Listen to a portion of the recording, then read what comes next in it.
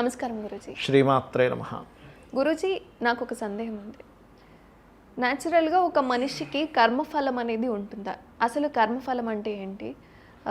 అంటే ఉన్న జన్మలోనే ఈరోజు నేను ఏదైనా తప్పు చేసుంటే అది రేపు ఖచ్చితంగా నేను అనుభవిస్తానా, లేదా వచ్చే జన్మలో ఏదైనా ఉంటుందా గురూజీ?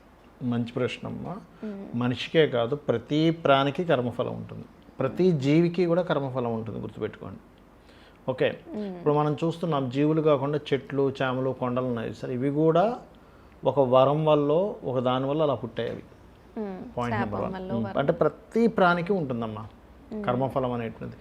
ఈ ప్రాణికి కర్మఫలం లేదు, ఈ ప్రాణికి ఉంది అని కాదు, ప్రతి ప్రాణికి ఉంటుంది. ఎందుకంటే ఆ కర్మఫలం ఉండడం వల్లే మనిషి కావచ్చు, ఏ జీవైనా సరే జన్మనెత్తడం జరుగుతుంది. Point number 1. అయితే ఇందులో కొంతమందికి ఈ జన్మలోనే ఉంటే, కొంతమందికి నెక్స్ట్ జన్మలో ఉండొచ్చు, 10 జన్మల తర్వాత ఉండొచ్చు ఈ ఫలితాన్ని అనుభవించాల్సింది, లేదా ఒక 100 జన్మల తర్వాత జన్మ అనుభవించవచ్చు ఈ ఫలాన్ని. అయితే ఎవరికి ఈ జన్మలో అనుభవిస్తారో, ఎవరు తర్వాత జన్మల్లో అనుభవిస్తారు అంటే శాస్త్రం మనకు చెప్పింది ఏమిటంటే, ఈ వ్యక్తికి గనక ఇదే ఇంకా ఆఖరి జన్మ అనుకోండి, ఇక జన్మ లేదు నెక్స్ట్, అప్పుడు ఖచ్చితంగా ఈ జన్మలోనే అనుభవించేస్తాడు. ఎందుకంటే ఇంక జన్మలు లేవు, భగవంతుల్లో ఐక్యమైపోవడమో లేకపోతే ఇంకొంచెం గొప్ప జన్మల్లోకి వెళ్ళడమో సంథింగ్ ఉంటుంది. అలాంటప్పుడు ఇదే జన్మలో అనుభవించేస్తాడు ఆ వ్యక్తి. అలాంటి వాళ్ళకి ఇప్పుడు ఎగ్జాంపుల్ ఏదైనా ఒక పని చేశారు, అది గుడ్ ఆర్ బ్యాడ్, వెంటనే ఫలితం వచ్చేస్తుంది. అరే నేను అక్కడ ఆ వ్యక్తిని అనవసరంగా మాట అన్నాను, ఇక్కడ ఇది అనుభవించాను అనుకుంటాడు, తొందరగా వచ్చేస్తుంది. అరే మా ఇంట్లో ఇట్లా గొడవబడి వచ్చాను, ఇక్కడ చూస్తే నాకు టెన్షన్ అవుతుంది అంటే ఇమ్మీడియట్లీ రియాక్షన్ జరుగుతుంది. ఇంకొంతమందికి తర్వాత జన్మల్లో జరుగుతుంది. దీన్నే కొంతమంది ఏమంటారు, ఎప్పుడో జరగడం ఎందుకు, వెంటనే చూపించాలి కదా అంటారు. కానీ ప్రకృతిలో ఏంటంటే కొన్ని నియమాలు ఉన్నాయి. ఎలాగా అంటే, ఇప్పుడు మీరు ఉన్నారు, ఒక క్యాండిల్ వెలిగిస్తా, అందులో వేలు పెట్టండి, కాలుతుందా కాలుదా, ఇమ్మీడియట్లీ రియాక్షన్. ఒక సిగరెట్ పెట్టి ఉంది, సిగరెట్ పెట్టి మీద ఏం రాసి పెట్టి ఉంటుంది, smoking is injurious to health, causes cancer అని ఉంటుంది. మీరు ఒక సిగరెట్ కాల్చి చక్కగా సిగరెట్ మొత్తం కాల్చి ముందు టెస్ట్ చేయించుకుని తర్వాత కూడా టెస్ట్ చేయించుకున్నారు, క్యాన్సర్ లేదు. ఇప్పుడు ఆ సిగరెట్ పెట్టి మీద ఉన్నటువంటి అబద్ధం అని మీరు అనగలరా? అనలేను. ఎందుకు అనలేరు? అది ఏదో ఒక చోట మన శరీరంలో ఎక్కడో అక్కడ, ఓన్లీ క్యాన్సర్ కాకపోవచ్చు. కొన్ని సంవత్సరాల పాటు మీరు ఎక్కువగా చైన్ స్మోకర్గా చేస్తూ అది కొన్ని సంవత్సరాలకి రావాలి, సిగరెట్ తాగిన వెంటనే రావాలని రూల్ లేదు క్యాన్సర్. ఓకే, కొన్ని సంవత్సరాలకి రావచ్చు, రాకపోవచ్చు, అది కూడా. కానీ వచ్చే ఛాన్సెస్ మోర్, 99% వచ్చే ఛాన్సెస్ ఉంటాయి, 90% ఎక్కువ స్మోకింగ్ చేస్తే కదా. మరి ఇక్కడ ఇట్లా రాశారండి, నేను ఒక సిగరెట్ కాల్చాను నాకు రాలేదు, సో ఇది అబద్ధం అని మనం అనగలమా? అనలేం. అంటే ఏదో విధంగా ప్రభావం అయితే వస్తుంది, అది లంగ్స్ పాడవడమనో ఇంకోటి ఉంటుంది. అంటే నేనేమంటున్నానంటే, కొన్ని వెంటనే రిజల్ట్ చూపిస్తే, క్యాండిల్లో వేలు పెట్టి దీపంలో వేలు పెట్టగానే లేకపోతే కరెంట్లో వేలు పెట్టగానే షాక్ కొడుతుంది, కొన్నేమో టైం తీసుకుంటుంది. ప్రకృతిలో ఉన్నటువంటిది విత్తనం వేసిన వెంటనే చుట్టూ రావాలంటే రాదు, ఇట్ టేక్స్ టైం, అంతే కదా. అట్లాగే ప్రతిదానికి ఒక టైం అనేది ఉంటుంది, కొన్ని ఇమీడియట్ రియాక్షన్స్ ఉంటాయి. అట్లాగే అదేంటంటే మన కర్మ కూడా అలాగే ఉంటుంది. వెంటనే రియాక్షన్స్ మనకి జరుగుతున్నాయంటే ఇక్కడ దీన్ని మళ్ళీ ఇంకో దగ్గర అనుభవించాల్సిన స్కోప్ లేదు, ఇక్కడే అనుభవించేసాయి. లేదు తర్వాత జన్మల్లో అనుభవించేటువంటి ఒక సమ్ ప్యాటర్న్ మీకు ఎక్కడో ఉంటుంది, దానివల్ల ఇంకో దగ్గర అనుభవిస్తాడు. అయితే అది అనుభవించడం అనేది ఎలా జరుగుతుందో చెప్తాను చూడండి. మనకి దీనికి రామాయణ మహాభారతాల్లో కూడా ఉన్నాయి. దీనికి మన రామాయణంలో జాంబవంతుడు వరం కోరుతాడు రామచంద్రమూర్తిని, స్వామి నీతో నేను ముష్టి యుద్ధం చేయాలనుంది అని.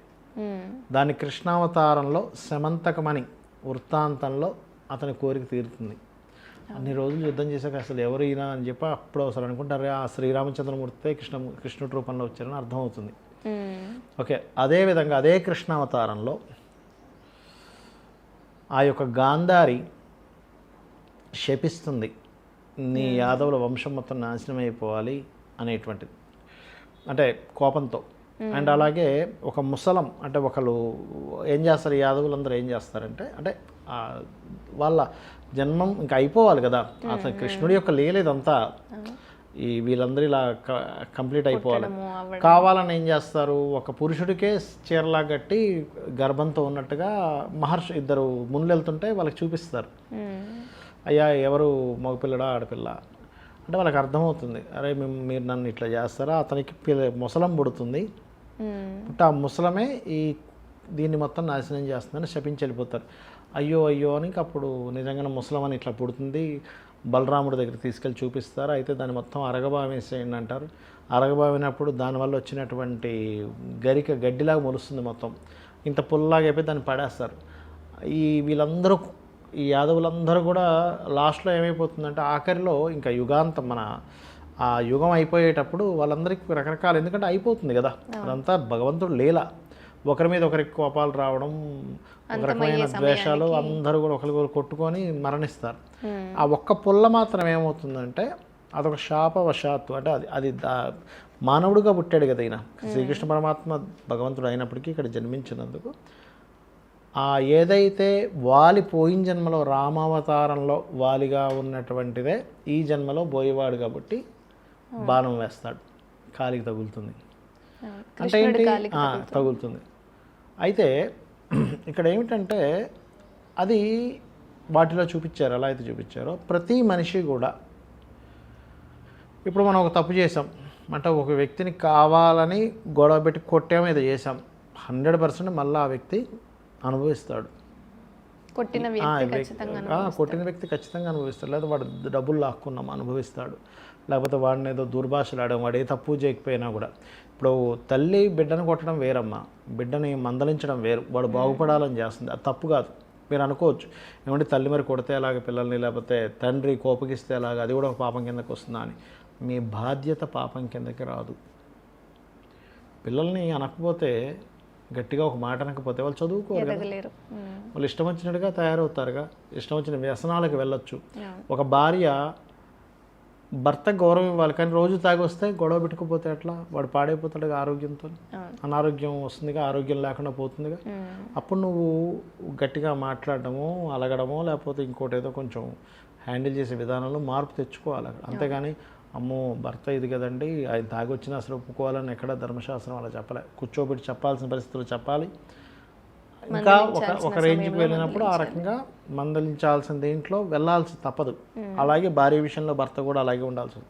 టీచర్ స్టూడెంట్ విషయంలో అంటే బాధ్యత వచ్చినప్పుడు మాత్రం ఆ బాధ్యత పరంగా చేయవలసినటువంటిది చేయాలి, దానికి పాపం సంబంధం ఉండదు. ఈ క్లారిటీ ఇవ్వకపోతే ఏమనుకుంటారు, అమ్మో నేను తిడితే వస్తుందేమో అనుకునే ఛాన్స్ ఉంది కాబట్టి మీకు ఈ క్లారిటీ ఇస్తున్నా. కానీ అకారణంగా అది బాధ్యతారహితంగా, బాధ్యతకు సంబంధం లేకుండా ఒక కక్షతోని, ఒక కోపంతోని, ఒక రకమైనటువంటి మైండ్ సెట్, క్రిమినల్ మైండ్ సెట్తోని, ఒక రకమైన దీంతో కనుక చేస్తే అది పాపమే. భార్య కావచ్చు, పిల్లలు, అది ఏదైనా కావచ్చు, పాపమే అది అని శాస్త్రం చెప్తుంది. ఓకే, దాన్ని మనం అనుభవిస్తాము. తెలుసో తెలియకో కొన్ని జరిగిపోతుంటాయి, దానికి పాపం కిందకి రాదు. అందుకే ఏం చేస్తారు మన వాళ్ళు, ఇలా మనం తెలుసో తెలియకో ఇదేనో చీమనో దేనో తొక్కేస్తున్నాము, అది కూడా పాపం కిందకు వస్తుంది కదా. అందుకే గాయత్రి చేయాలి అంటారు, సూర్య నమస్కారాలు చేయాలి అంటారు, నిత్యము దేవతా ఆలయాలకు వెళ్ళాలి అంటూ ఉంటారు.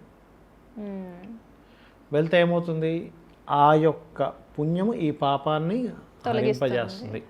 అందుకే నిత్యదేవతార్చన చేయాలి, దేవాలయానికి వెళ్ళాలి, నిత్యము గాయత్రి చేసుకునే వ్యక్తి గాయత్రి చేసుకోవాలి. ఏదైనా మంత్రం ఉంటే మంత్రం పాపాన్ని తగ్గిస్తుంది. ఏదైనా ఒక మంత్రం తీసుకున్నాము, శ్రీమాత్రే నమః అని, శ్రీమాత్రే నమః శ్రీమాత్రే నమః అనుకుంటున్నాము రోజు అరగంట ఎంతో, అది మీరు నిత్యము చేసేటువంటి చిన్న చిన్న పాపాలు, తెలుసో తెలియకో చేసినటువంటి పాపాలను తొలగిస్తుంది.